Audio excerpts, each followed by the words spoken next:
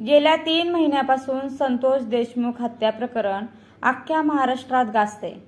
सुदर्शन घुलेसह 6 ते 7 जणांनी संतोष देशमुखांना मारहाण करत 9 डिसेंबरला त्यांची निर्घृणपणे हत्या केली। या प्रकरणात पोलिसांकडून आता चार्जशीट दाखल झाल्यानंतर या प्रकरणातील मोठे पुरावे समोर आलेत। संतोष देशमुखांना मारहाण करतानाचे व्हिडिओ आणि फोटो माध्यमांमध्ये यायला सुरुवात झाली आहे। हे फोटो संतोष देशमुखांची किती अमानुषपणे हत्या करण्यात आली त्यांचे जिवंत पुरावे या सगळ्या फोटोमधील दृश्य ही मनशून्य करणारी आहेत। त्याचबरोबर देशमुखांच्या मारेकऱ्यांचा विकृत उन्माद दाखवणारी आणि त्यांनी गाठलेली परिसीमा हे सगळे फोटो दाखवतात।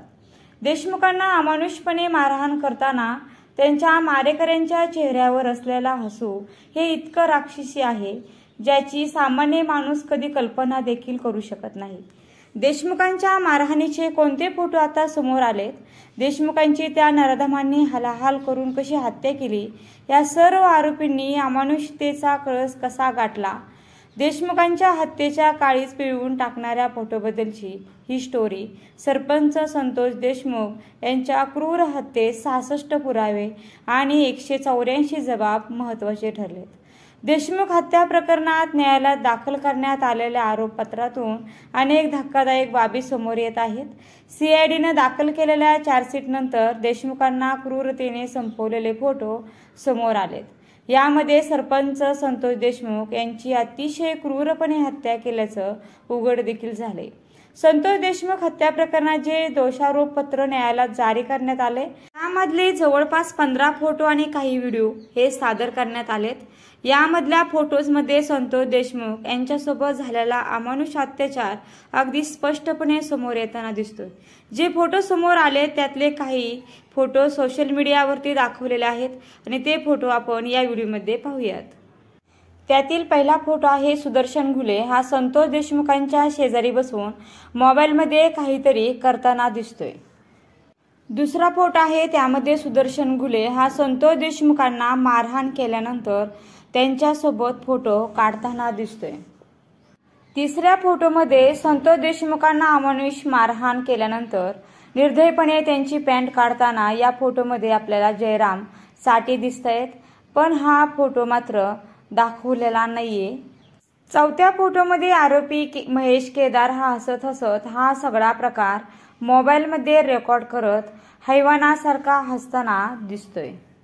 5व्या व्हिडिओमध्ये जयराम चाटे हातात संतोष देशमुख यांचा शर्ट घेऊन क्रूरपणे हसताना दिसतोय।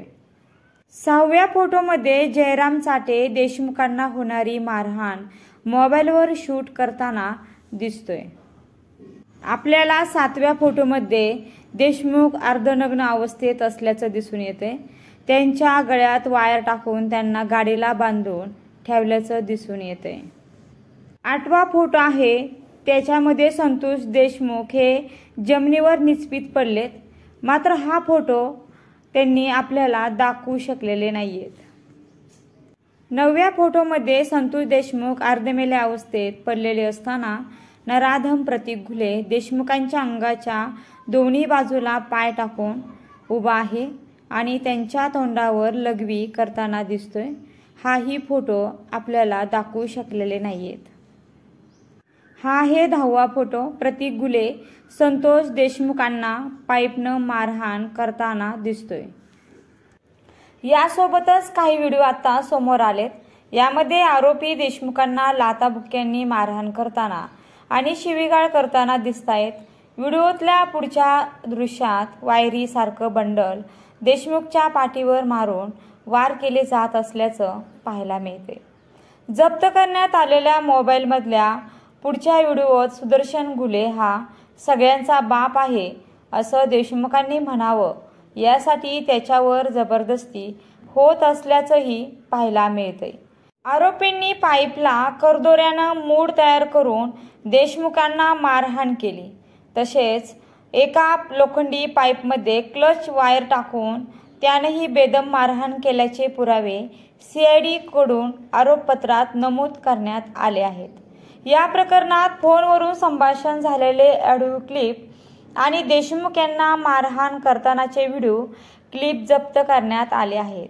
या संपूर्ण प्रकरणावर केस न्यायालयात 12 मार्चला पहिली सुनावणी होणार आहे। हे सगळे व्हिडिओ आणि फोटो माणुसकीला काळिमा फासणारे आहेत। या फोटो आणि व्हिडिओवरून आता वेगवेगळ्या प्रतिक्रिया ही समोर यायला सुरुवात झाली आहे। संतोष देशमुखांच्या हत्येचे फोटो माध्यमांमध्ये आल्यानंतर संतोष देशमुखचे बंधू धनंजय देशमुख यांनी माध्यमांना भावनिक प्रतिक्रिया दिली। या आरोपींना समाजाच्या हाती द्या, समाजाचे लोक त्यांना शिक्षा करतील। त्यांनी अतिशय चुकीच्या पद्धतीने हे कृत्य केले।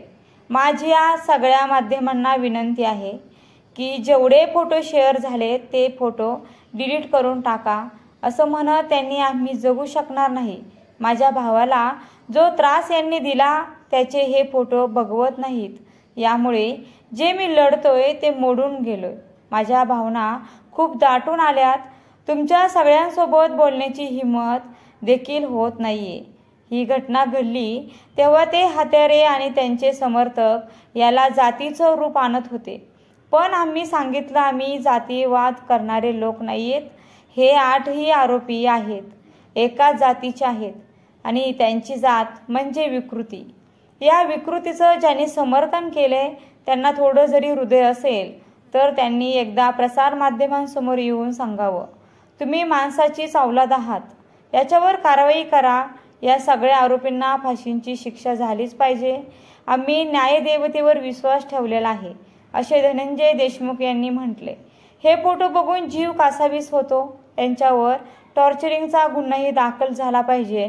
मी विरोधी पक्षाचा खासदार म्हणून या विरोधात लढणार आहे, असे बजरंग सोनवणे यांनीही म्हटलेलं आहे।